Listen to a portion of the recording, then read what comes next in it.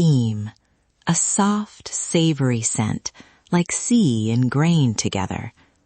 Picture a small bowl in your hands, warm and steady. One slow sip, and something in your morning shifts.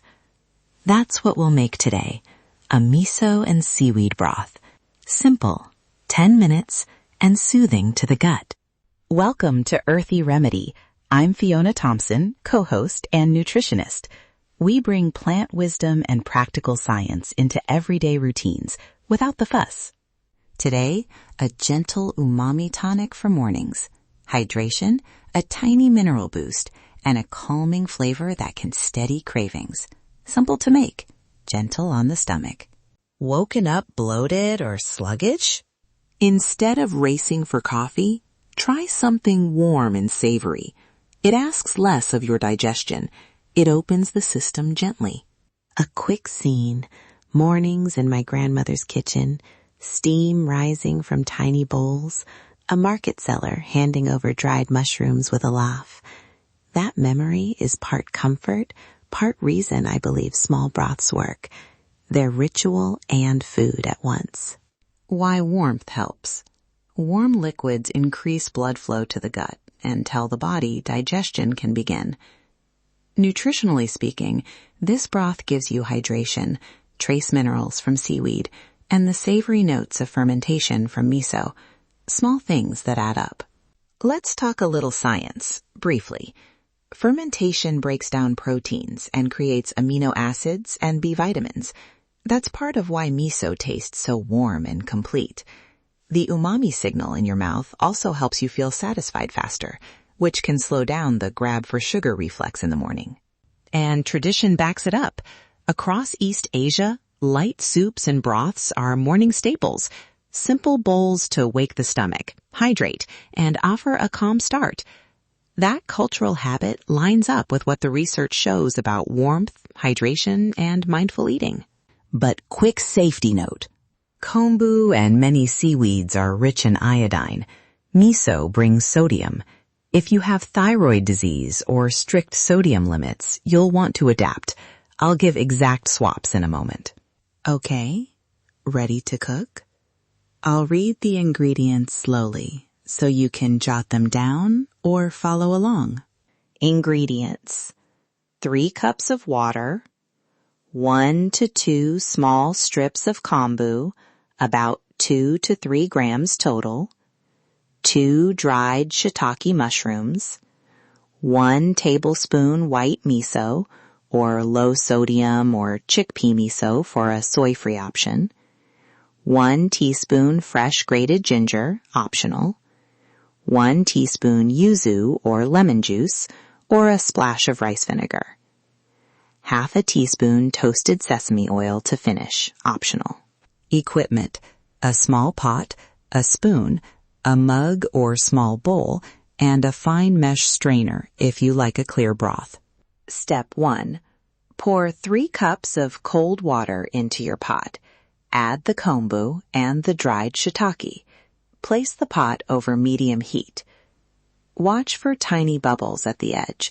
Don't let it reach a rolling boil. Step 2. When the water just begins to move, lower the heat to low and steep for 5 minutes.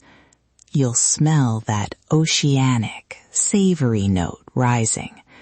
That aroma is the soluble umami doing its work. Step 3. Remove from heat.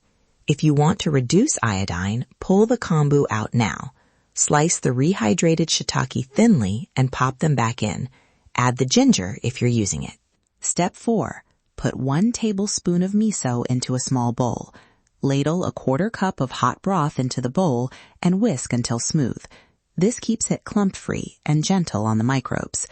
Then stir the miso mix back into the pot. Don't boil the miso. High heat flattens the flavor. If you're doing this with me, go ahead. Pause the episode, dissolve your miso, and come back when you're ready. I'll wait a beat. Step 5. Taste. Add a teaspoon of citrus or a splash of rice vinegar to brighten. If you want sesame oil, add a tiny drizzle. Adjust salt only in small amounts. Miso often supplies enough. Storage. Keep the broth in the fridge up to 3 days. Reheat gently, no hard boil. For a quick morning, dilute a concentrated jar with hot water and warm briefly. Variations. Swap kombu for a small piece of wakame, or skip seaweed and boost umami with extra dried mushrooms.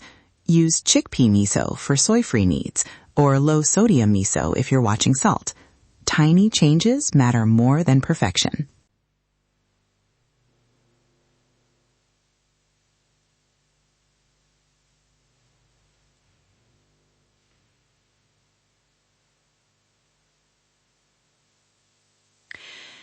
A short sensory moment. If you have your bowl, bring it close.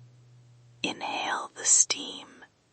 Notice the savory depth and the citrus lift. Feel the warmth in your hands. Take a mindful sip. Let it settle. Breathe in. Breathe out. A few safety reminders. Limit kombu to a small strip, 2 to 3 grams if you're healthy. If you have thyroid disease, skip the kombu or check with your clinician. Choose low-sodium miso or reduce the amount if salt is a concern. And if you have a soy allergy, use chickpea miso or a vegetable stock base, plus extra mushrooms for umami. If you want to make this a habit, keep it simple. Make a batch twice a week, store it, and dilute each morning. Small, repeatable rituals beat perfect but rare ones every time. We'd love to hear how it goes. Did you try the chickpea miso? Did lemon feel right or too bright? Send a voice message or DM us on Instagram and tell us your twist. Your notes help shape future recipes. If this episode helped, please subscribe to Earthy Remedy so you don't miss more gentle kitchen rituals. Share this with a friend who enjoys simple, nourishy routines. Thank you for spending this quiet kitchen moment with me. Listen to your body. Trust the earth. Feel the difference.